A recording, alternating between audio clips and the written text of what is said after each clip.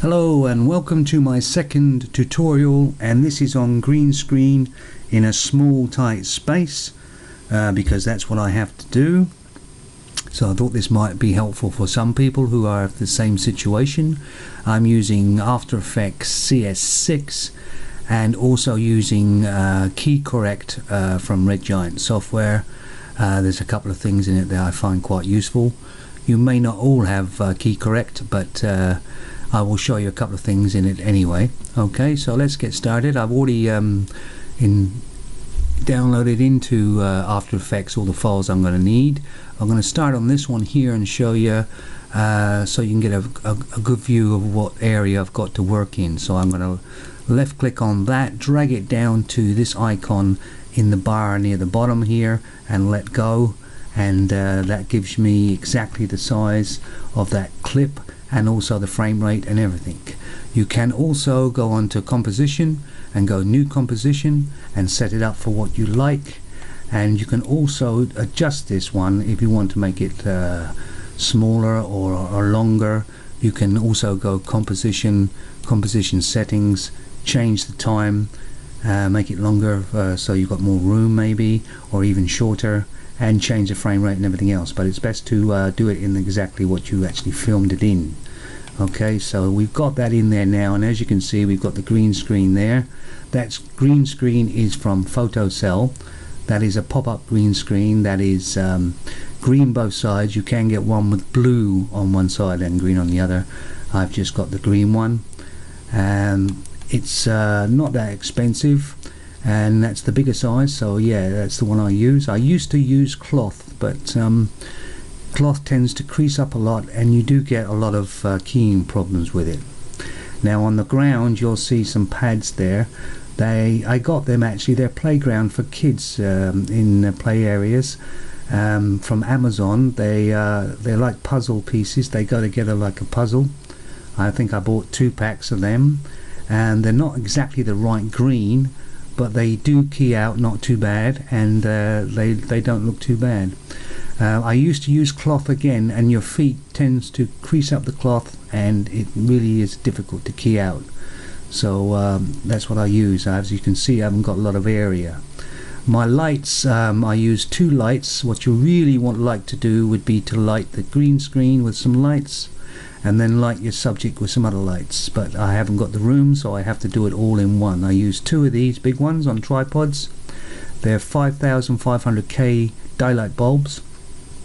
They look like a big ice cream, the bulbs themselves. So yeah, I'll put one each side, and ideally you'd like to be about 4 feet at least away from the back of your green screen, and I don't have the room for that either, so you can see that's why there's a shadow and things like that, but I try and make do. Okay, so and I've got the camera turned around, so I've got the height, as you can see. Now when I would film this normally, I would zoom in to the top there and zoom in to the bottom there, so I wouldn't need this unwanted area. And also be careful when you're filming in green screen, a couple of things, what the person is wearing, and also anything shiny will also reflect the green screen. Okay, so, and obviously if you're closer to the green screen, you will reflect some of the green screen as well, which causes trouble, but we'll deal with that in a minute. And any lighting in the room, like this one, you want to turn that off before you start recording, so it doesn't contaminate your other lights. Okay, so this isn't the one I'm going to show you about keying out, because I never did use this one anyway. So let's get one now that we can use. Let's drag that down into there, bring it across, and get rid of that one. And this one, as you can see, I've zoomed in a bit and just given the area I want, but I still have areas here I don't want. And the way to start with this is to go and click up here on my pen tool. Your pen tool could be anywhere, it's in the tool section, but my pen tool happens to be up here, so I'm going to click on that, and I'm going to click on the areas I want, the area I want to keep. So I'm going to click all the way around there. Let's zoom out a bit here. Click around there, don't want that. Come along here. I know I don't move too much, so I can be quite close to my feet. climb up here like that, click click click click, and there. Okay, so now we've got the area that we want to use, and as you can see it's not really evenly lit because of the small area I'm in, but we'll try and manage with that. Okay, so now go to Effect, go down to Keying and Key Light. Okay, so that brings up your key light screen, and over here on the left you go Screen Color, and it's at black at default. We don't want that obviously, so we click on the color picker, and when I come across here I don't click on the lightest part of the screen, I don't click on the darkest part of the screen. I always click on in between the two, but as I'm using the floor pads here, I know it's best to click on the floor pad color better than the back screen color. Gives me a better key. So once again, I don't click on the lightest part, I don't click on the really darkest part here, I click on sort of in between the two here. So there I've got the key there. And don't be afraid, by the way, if you can't seem to get a decent key, to go back into Key Light up here and go Reset and try another area of the screen. It makes a great deal of difference to it. Just keep doing it until you get a reasonably good key, basically. Okay, I'm going to keep that one for now. Right, so we go back over to Key Light where it says View Final Result. Go down and go Screen Matte. That will turn into a black and white sort of screen, and then we go down on the left hand side to Screen Matte in Key Light, and then you'll see Clip Black, Clip White. I always start with the white first. Basically all the white stays and all the black goes. Okay, and we want this to be all white, and as you can see it's not all white. It's got some areas that are still colored into got some black in them, so we want to get that out. So I click on to this over here on the left, Clip White, click on it, hold the left button down and drag it to the left, and that will drag it out and change the. Don't go too far, but go far enough to get rid of all the black that you want to keep, and that doesn't look too bad. And now I go on the Clip Black, left click and hold and go right, and keep dragging it until it's all gone. And even as you can see, you've got these pieces here that are still there that are hard to get out sometimes, so keep going until they're gone. And like I say, if you don't get a good key and it doesn't work, reset and try another area of the screen. Okay, so now that doesn't look too bad to me. I'm going to go back into Key Light and go back up here and go Final Result. Okay, so there we have Final Result, and as you can see there's a line around me like that, which we don't want.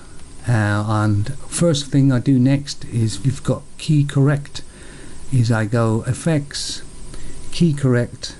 As you can see there's Alpha Cleaner, which sometimes I use, but be careful with Alpha Cleaner, it can leave black areas that flash black and white in your video, so I don't use that very often.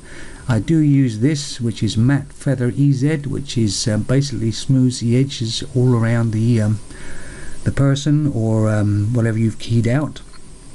So I click on that, and as you can see it's made it smoother, but the line is still there. Its default EZ is Matte Feather EZ is 4, and that's usually far too much, so usually about 1.456 whatever will be good. Okay, so leaving it at that. Then I'm going to go back to Key Light and go to Shrink and Grow.